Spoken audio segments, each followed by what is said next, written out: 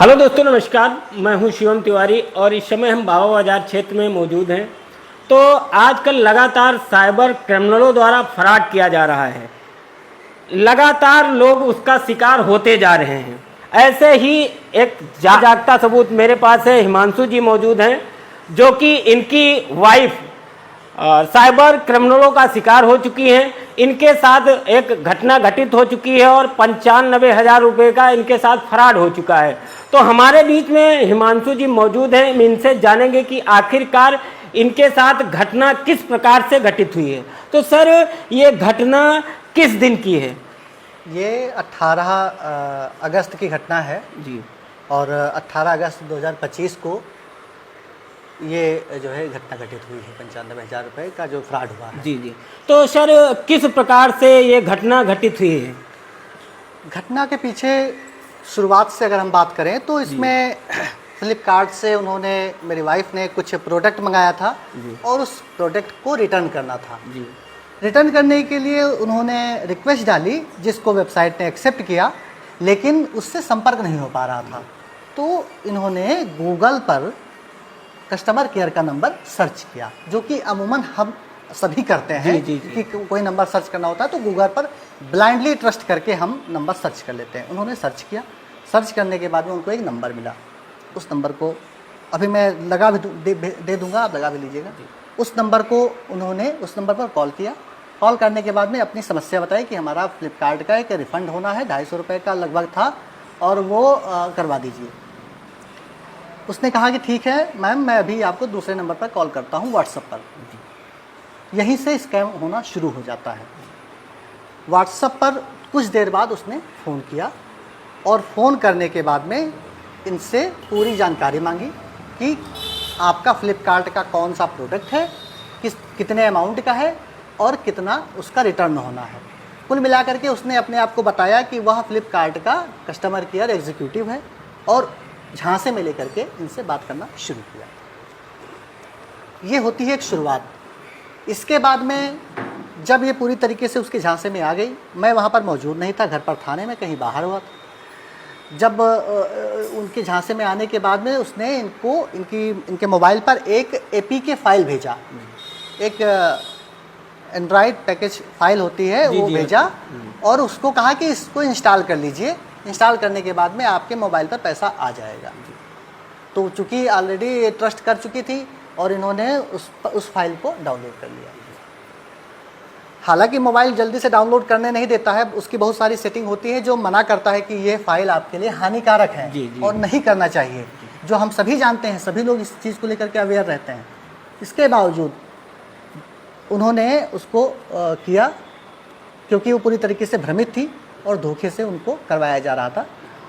Install करने के बाद में फिर वो फाइल, उनका फ़ोन पूरी तरीके से हैकर्स के पास एक्सेस हो जाता है।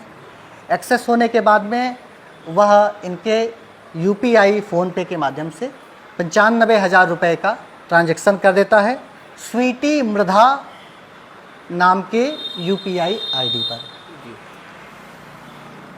पैसा ट्रांजैक्शन हो जाने के बाद में उसका हमें जब आभास हुआ, तब तक मैं पहुंच चुका था। मैंने उस फ़ोन को डिस्कनेक्ट किया। आभास हुआ कि हाँ, फ्रॉड हो चुका है। मैंने साइबर क्राइम को फ़ोन किया, बैंक को सूचना दी और बाबा बाजार थाने पर 20 तारीख को मैंने सूचना दी और वहाँ पर लिखित जो है कंप्लेंट रजिस्टर कराई। तो बाबा बाजार थाना प्रभारी ने आपको क्या आश्वासन दिया कि किस प्रकार से कानूनी कार्रवाई की जाएगी?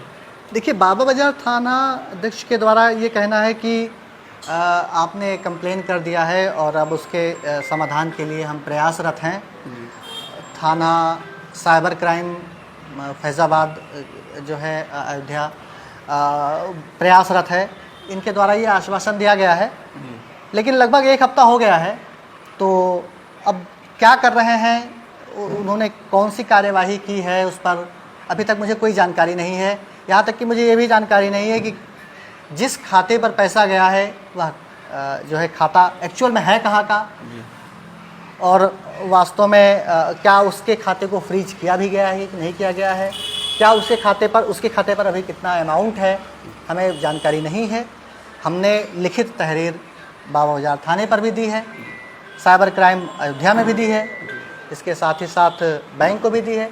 अपने स्तर से हमने सब जगह उपलब्ध करा दी है जानकारी। 8 दिन हो गया है।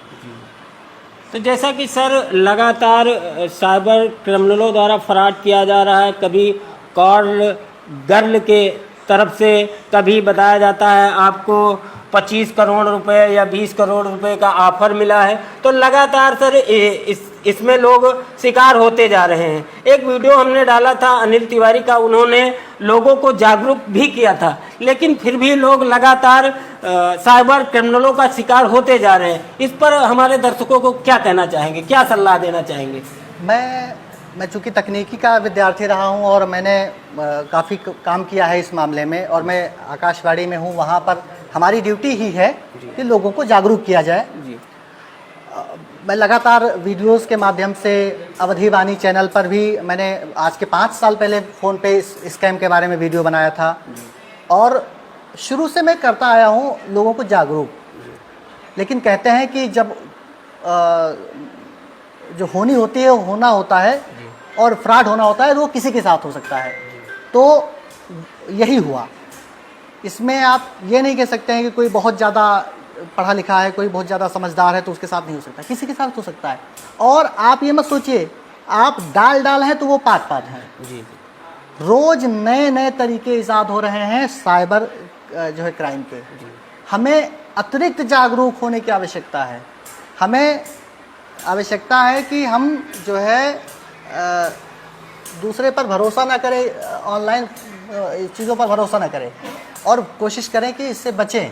हालांकि मेरे साथ फ्रॉड हुआ है, मेरी पत्नी के साथ फ्रॉड हुआ है जैसा कि, तो अब वो मेरा जो बताना, जागरूक करना मेरे लिए तो वो एक तरीके से नहीं किसी काम का रहा, लेकिन मैं चाहता हूँ जो हमारे साथ हुआ है, मेरी पत्नी के साथ हुआ है, वह किसी और के साथ ना हो। इसलिए ये सारी जानकारी हम आप लोगों के साथ में साझा कर रहे हैं।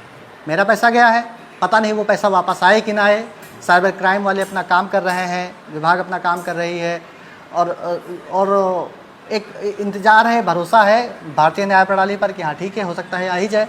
लेकिन फिर भी लोगों को जागरूक करना हम सबका धर्म है कि हमारे साथ हुआ है, आपके साथ ना हो। आप लोग सतर्क रहें, जागरूक रहें। जी।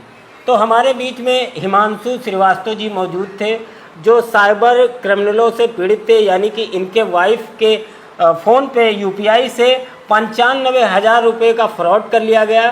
तो इनका साफ तौर से ये कहना है कि जो घटनाएं हम लोगों के साथ घटित हुई है वो आप लोगों के साथ घटित ना हो, इसलिए आप जागरूक रहिए, और किसी भी तरह का अननोन कॉल आए या कोई PDF आए उसे आप मत खोलिए। बिल्कुल बिल्कुल, बहुत ज़रूरी है। 5 चीज़ें हम आपको बता दें।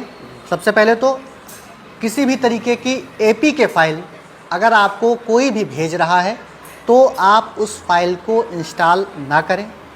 दूसरा, सबसे बड़ी बात यह है कि आप अपने WhatsApp पर स्क्रीन शेयरिंग ना करें। लालच में तो बिल्कुल नहीं पड़ना है, किसी भी तरीके के लालच में, क्योंकि अभी हमारे साथ पत्नी के साथ में जो घटना घटी है ये मात्र एक घटना है, एक तरीका है। इस तरीके से सैकड़ों तरीके हैं क्रिमिनल्स द्वारा पैसा उड़ाने का, ख़त्म करने का।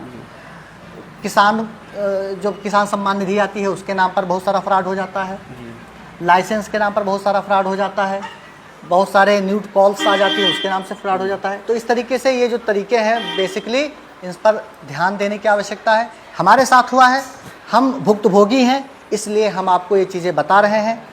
अगर आप जागरूक रहेंगे तभी सुरक्षित रहेंगे। पर क्रिमिनलों द्वारा लगातार फंसाया जा रहा है, उसमें लेडीज के साथ अश्लीलता की जाती है और उसका वीडियो बनाया जाता है। उसके बाद में लोगों से पैसा वसूली की जाती है और कहा जाता है कि यदि आप मुझे पैसा नहीं देंगे तो आपका वीडियो वायरल कर दिया जाएगा। इससे भी कुछ लोग पीड़ित हो चुके हैं और लगातार जब पैसे दे देकर थक जाते हैं तो उनका वीडियो बाद में वायरल भी कर दिया जाता है। यहाँ पर हम इस बात को बताना चाहेंगे कि अगर कोई भी व्यक्ति इस तरीके से पीड़ित है तो वो घबराए नहीं, वो संबंधित थाने पर जाए, जा कर के उनको सूचना दे। दूसरी बात, ये आपके साथ समस्या हो ही ना, इसके लिए तैयारी रखना ज़रूरी है। आपके पास अगर अननोन नंबर से कॉल आती है तो कोशिश करिए कि उस पर आप जो है रिस्पांस ना दें। अगर वो लगातार कॉल आ रही है, व्हाट्सएप कॉल तो आपको रिसीव ही नहीं करनी है। अगर आपको नॉर्मल कॉल आ रही है तो आप रिसीव करिए, आप उससे बातचीत करिए। ना तो आपको किसी के साथ में OTP शेयर करना है, ना ही आपको किसी के साथ में स्क्रीन शेयर करना है, अपनी कॉल फॉरवर्डिंग नहीं करनी है। इस तरीके के स्कैम से आपको बचना है। ये सारी चीज़ें आपको बचा सकती हैं। डिजिटल अरेस्ट का बहुत ज़्यादा केस सामने में आ रहा है। बहुत सारे लोग डर के जो है उनको स्कैम कर दिया जाता है, उनके साथ में ब्लैकमेल कर दिया जाता है और उनको डिजिटल अरेस्ट कर दिया जाता है। डिजिटल अरेस्ट में अमूमन क्या होता है कि जो स्कैमर होता है वो आपको डिजिटली एक तरह से वर्चुअली आपको बांध लेता है। जी, अभी जल्दी में एक मामला आया था जिसमें 25 से 30 लाख रुपए का मामला आया था और उसको डिजिटल अरेस्ट किया गया था। बिल्कुल। जो कि पति और पत्नी दोनों ही थे। बिल्कुल जी, उससे भी शिकार हो चुके बिल्कुल हैं। ऐसे केस आते हैं। मेरे पास फ़ोन आया था, उसने स्कैमर ने मुझे फ़ोन किया और बोले कि ऐसा है, आपके मोबाइल पर अनएथिकल एक्टिविटीज़ देखी गई हैं, गलत तरीके से आपकी एक्टिविटी इन्वॉल्व हैं और आप जो है हमें जो है 5 लाख रुपए का ट्रांजैक्शन करिए, नहीं तो फिर हम वायरल कर देंगे, आपके खिलाफ़ मुकदमा दर्ज कर देंगे, ये कर देंगे, वो कर देंगे। आपको घबराना नहीं है, डरना नहीं है, अपने नज़दीकी थाने से संपर्क करना है, उनको बताना है। देखिए, कानून का राज है, कानून पर भरोसा करना होगा। कानून से बढ़ कर के कुछ नहीं है। अगर वो चाहे तो आपकी पूरी मदद कर देंगे। आपको उन पर भरोसा करके और अपने आप को जागरूक बनाना है, इसी से आप बच सकते हैं। फ्रॉड ये हमेशा से चलता आया है और हमेशा चलेगा। हमें ज़रूरत है जागरूक होने की, और अगर हम जितने जागरूक रहेंगे तो हम ऐसे स्कैम से बचते रहेंगे। सर, आपको क्या लगता है कि 10 से 15 दिन बीत गया, क्या कुछ कानूनी कार्रवाई इसमें हो पाएगी या नहीं हो पाएगी?